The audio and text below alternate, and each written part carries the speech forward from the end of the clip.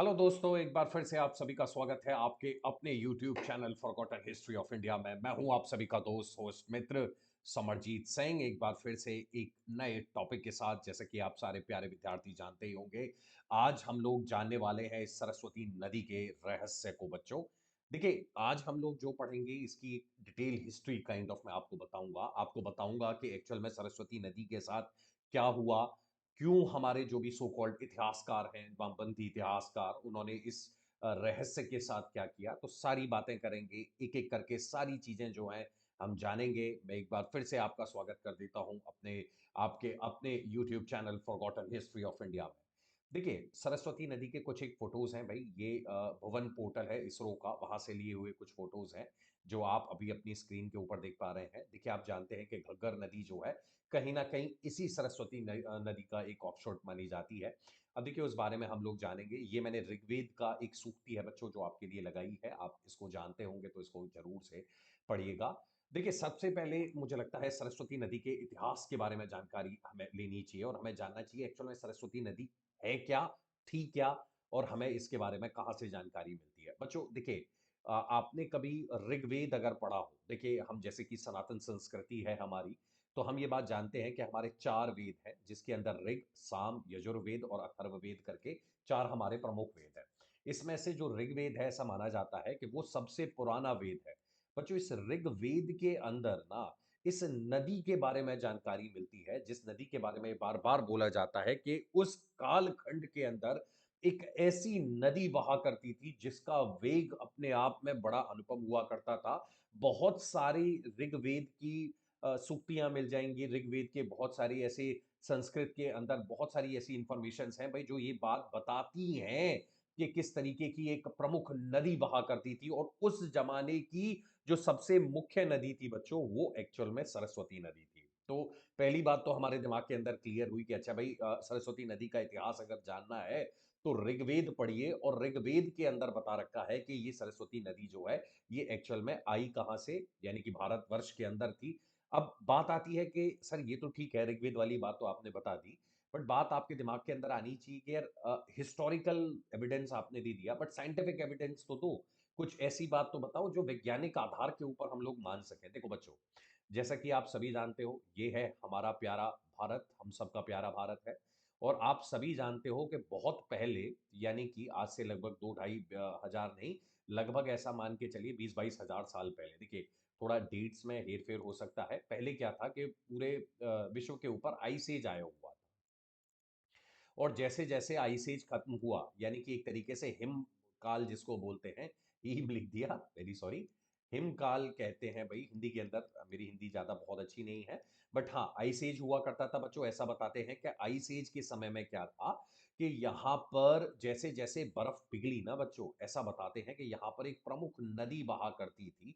अब वो प्रमुख नदी किस तरीके से बहती थी, कहाँ गई, कैसे गई, उसके बारे में हमें ज़्यादा जानकारी नहीं मिलती। ये जो मैं आपको जानकारी दे रहा हूँ, वो ऐसे था कि इसरो का एक पोर्टल है भुवन करके, वहाँ पर इस नदी के बारे में थोड़ी बहुत इन्फॉर्मेशन मिलती है। इसके पैलियो चैनल्स जो हैं, यानी कि पहले जहाँ पे ये प्रवाह करती थी, उसके बारे में इन्फॉर्मेशन मिलती है। आप सभी अगर जाएँ भुवन पोर्टल के ऊपर, अगर आप देखोगे, तो जो इस सरस्वती नदी के ऊपर रिसर्च हो रखी है, वहाँ से आप ये जानकारी प्राप्त कर सकते हैं। तो एक बात जो हमें क्लियरली पता लग गई, वो ये है कि जब आइस एज खत्म हुआ, यानी कि जो हिमकाल हुआ करता था, ये जब खत्म हुआ, तो इसके खत्म होने की वजह से भारतवर्ष में बहुत सारी नदियाँ बहने लगीं।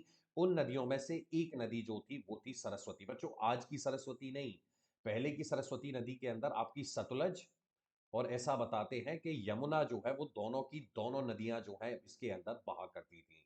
तो हमने ऋग्वैदिक एविडेंस पढ़ा, हमें पता लग गया कि हमारे जो हिंदू ग्रंथ हैं भई, उसके अंदर भी इस नदी के बारे में लिखा हुआ है।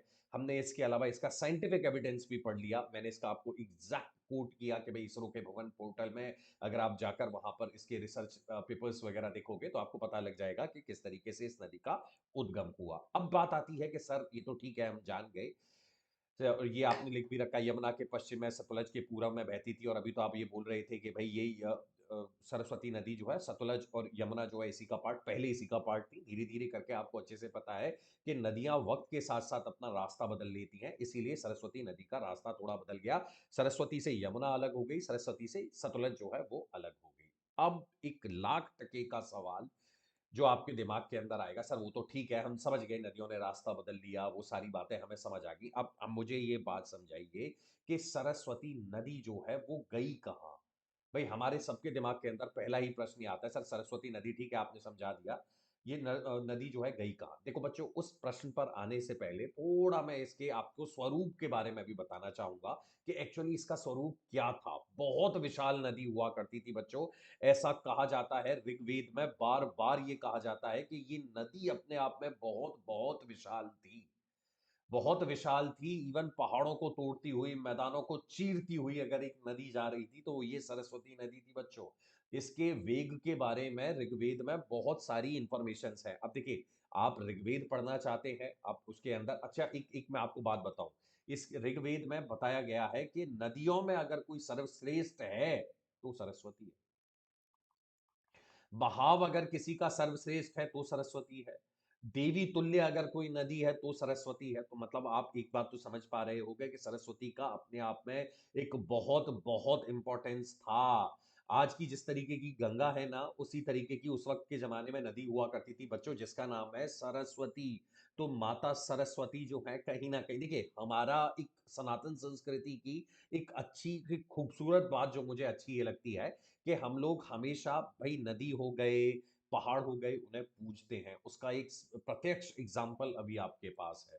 तो यानी कि सरस्वती नदी है, बहुत विशाल नदी हुआ करती थी अपने ज़माने की। सरस्वती नदी एक ऐसी नदी थी भई जो कि अपने बहाव के लिए बहुत ज़्यादा फ़ेमस थी और मैंने आपको बताया कि ऋग्वेद में बार-बार हमारे जो ऋषि-मुनि थे जब लिख रहे थे तो ये बात मेंशन कर रहे थे कि ये जो नदी है ये इस तरीके की नदी हुआ करती थी जिसका वेग सबसे ज़्यादा शक्तिशाली था। अब घूम के वही बात, सर इतना शक्तिशाली वेग, इतना सब कुछ, तो बात ये है कि नदी गई कहाँ? बच्चों देखो सुनो, धीरे-धीरे करके होता क्या है कि ये देखिए मैंने आपको एक इसका मैप लगा रखा है सरस्वती नदी का, आप देख सकते हैं। देखिए मॉडर्न डे घग्गर जो नदी है ऐसा माना जाता है कहीं न कहीं वो सरस्वती नदी का ही एक स्वरूप है। ख़ैर आप देख सकते हैं भई ये इसका एक मैप है, जो आप अपनी स्क्रीन के ऊपर देख भी पा रहे हैं, आराम से पॉज़ करके देख लीजिएगा। थोड़ा मैं आपको एक प्रश्न जो है भई जो आपके दिमाग के अंदर में आ रहा है वो ये, कि वास्तविकता में सर हुआ क्या? नदी गई कहाँ? देखिए बच्चों एक बात ये है कि ये नदी जो है धीरे-धीरे करके ये वास्तविकता में चूँकि नदी की एक सीमा होती है। सीमा इन द सेंस कि आप पढ़ते होंगे, जब आप ज्योग्राफी पढ़ते होंगे, यानी कि जब आप भूविज्ञान पढ़ते होंगे, तब आप ये बात अच्छे से पढ़ते होंगे कि नदी की 3 स्टेजेस पढ़ते हो आप। एक यंग स्टेज पढ़ते हो, आप एक ओल्ड स्टेज पढ़ते हो, आप एक मैच्योर स्टेज पढ़ते हो, है ना? नहीं पढ़ते तो आप कभी भी ज्योग्राफी वगैरह पढ़िएगा तो you have got knowledge about this thing. खैर अब बात आती है सर इसका नदी की एज से क्या लेना-देना? बच्चों देखो हर चीज़ की एक एज होती है। धीरे-धीरे करके हर चीज़ अपने ढलान की तरफ, यानी कि भाई किसी समय किसी का पीक होगा, धीरे-धीरे करके उसका विलुप्त होना स्वाभाविक ही है। तो समय और कालखंड में ऐसा हुआ, ऐसा बताते हैं कि यहाँ पर लगातार भूकंप आए।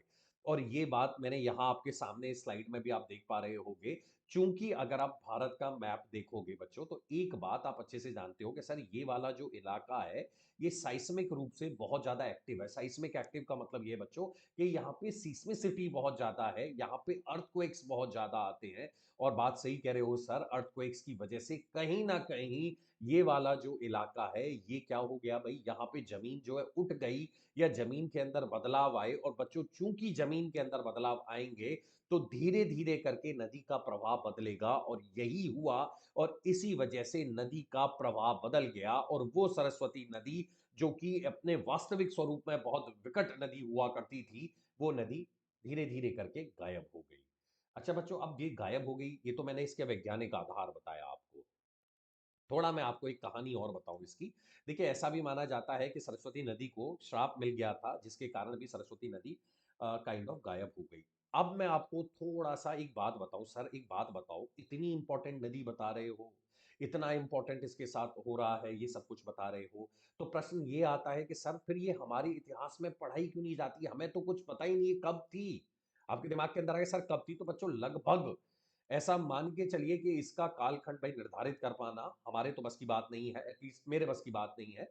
मैं आपको बिल्कुल एग्जैक्टली नहीं बता सकता, बट बच्चों, ये जो वामपंथी हिस्टोरियंस है ना आपके, अगर वो लोग इस सरस्वती नदी के एग्जिस्टेंस को बहुत अच्छे से मान लेते और मान लेते ये सरस्वती नदी एग्जिस्ट करती है ढंग से, तो उनकी बहुत सारी थ्योरीज की हवा निकल जाती, जिसमें से एक थ्योरी थी आर्यन इन्वेजन की थ्योरी। अब आप बोलोगे सर आर्यन इन्वेजन की थ्योरी तो मैं समझ गया, जो आर्यंस भारत के अंदर आए, किंतु उसका सरस्वती नदी के साथ क्या लेना देना सर?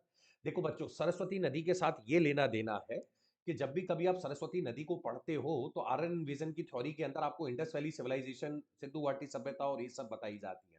और आपको बता दिया जाता है कि नहीं भाई, उस दौरान जितनी भी सभ्यता विकसित हो रही थी जो कि उत्तर भारत में थी मोस्टली, वो कहीं ना कहीं आपको सिंधु घाटी जो है उसकी जो भी नदियां सतलज वगैरह के अंदर जो है विकसित हो रही थी।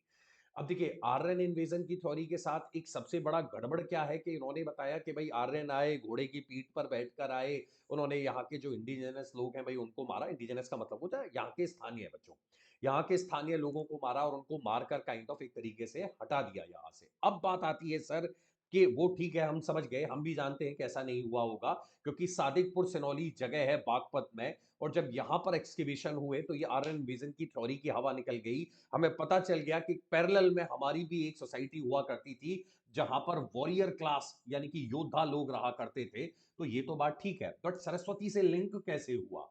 देखिए बच्चों, सरस्वती से लिंक कैसे हुआ कि सरस्वती नदी जो है वो लगभग 1500 से 3000 बीसी पहले सूख गई थी। और आपको जब इतिहास पढ़ाया जाता है तब आप अच्छे से पढ़ते हो, आप ऋग्वैदिक काल ही पढ़ते हो कि आपको पता लगता है यार ये तो ऋग्वेद तो 2500 बीसी के अराउंड लिखा गया है। जो हमारे वामपंथी इतिहासकार जो हमारी क्रोनोलॉजी जो हिस्ट्री की बताते हैं, वो बड़े स्टाइल से बता देते हैं आपके वाइन सिपिंग हिस्टोरियंस के 2500 बीसी में हो गया था। और जब आप इसके ऊपर भवन पोर्टल के थ्रू आप देखोगे, जब इसके रिसर्च पेपर्स देखोगे, तब ये निकल के आएगा इसका स्वरूप तो 1500 से 3000 साल के पहले यानी 3000 बीसी के अराउंड ही सूखने लगा था। यानी कि इसका मतलब बच्चों, और चूंकि ऋग्वेद में बार बार इसका मेंशन है तो इसका मतलब ऋग्वेद ऑब्वियसली इससे पहले लिखे गए हैं, क्योंकि ऋग्वेद जब लिखे गए थे, जब मैंने आपको पहली स्लाइड में ये बात बताई, तब तो ये नदी अपने उफान पे थी। और इसका मतलब अगर ऋग्वेद पुराने हैं तो इसका मतलब पूरी ज्योग्राफिकल स्केल जो आप पढ़ते हो, जिसके आधार पर आपकी सारी चीजें बताई जाती हैं, कहीं ना कहीं वो पूरे तरीके से खत्म हो जाती है। और उसके खत्म होते ही आर्यन इन्वेजन और जो भी सो कॉल्ड थ्योरीज जो दी जाती हैं वो सब खत्म हो जाती हैं। ये वो सबसे बड़ा कारण है जिसकी वजह से आपको कभी सरस्वती नदी के रहस्य को अच्छे से नहीं बताया जाता। उम्मीद है आपको मेरी बात समझ आई होगी बच्चों। मैं एक बार दोबारा बता देता हूं।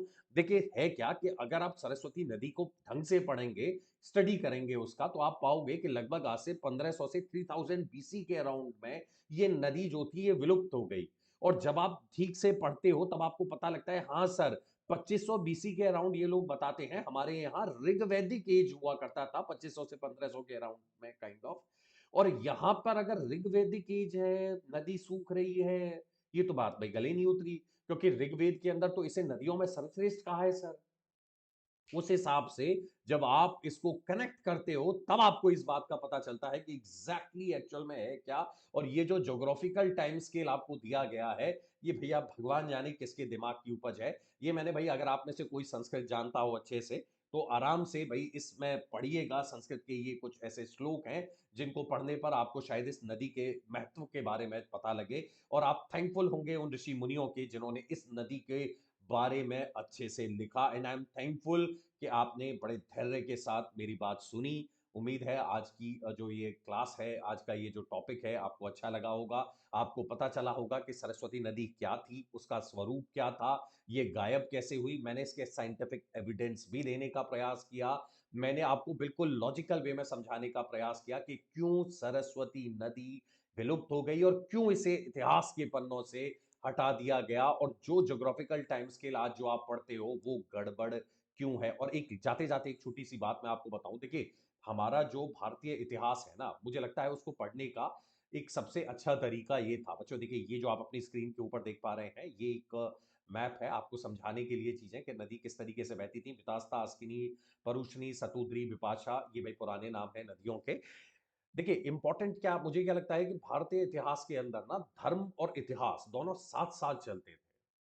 अब दिक्कत ये हुई कि वामपंथी इतिहासकारों ने इतिहास से धर्म तो निकाल दिया, बट वो चूंकि जैसे ही हमारे धर्म मतलब इतिहास से धर्म निकला, तो उसकी जो बुनियाद जो मुझे लगती है ना, वो बुनियाद गायब हो गई बच्चों। अब फाउंडेशन नहीं है तो झूठ की बुनियाद के ऊपर उन्होंने पूरा इतिहास लिख दिया। इसीलिए कहीं ना कहीं मुझे लगता है कि आप इतिहास को इस धर्म, देखिए मैं ये नहीं कह रहा कि आप हर हर चीज को बिना लॉजिक के पढ़ने का प्रयास करो और फिर उसको आप धार्मिक रूप देने का प्रयास करो, नहीं ऐसा नहीं है। बट हमारा धर्म इतना जबरदस्त है, हमारे वो रिलीजियस टेक्स्ट मुझे लगता है इतने जबरदस्त हैं कि वो हमें इस तरीके से सिखाते हैं, पढ़ाते हैं। उन आप ऋषि मुनियों के थैंकफुल हो जिन्होंने उन सारी चीजों के बारे में लिखा है, जो शायद आज के हमारे इतिहासकार लिखने से डरते हैं। तो चलिए भाई, इन्हीं शब्दों के साथ आई एम थैंकफुल कि भाई आप लोग आपने धैर्य के साथ ये चीजें पढ़ी, आपको अच्छा लगा होगा। अगर अच्छा लगता है तो भाई आपसे निवेदन है, प्लीज मेरे साथ जुड़े रहिएगा मेरे channel forgotten history of India में। आप सभी का दिन शुभ हो। Have a great day. Bye bye, thank you. और हाँ, एक बात, प्लीज लाइक और सब्सक्राइब अवश्य करिएगा।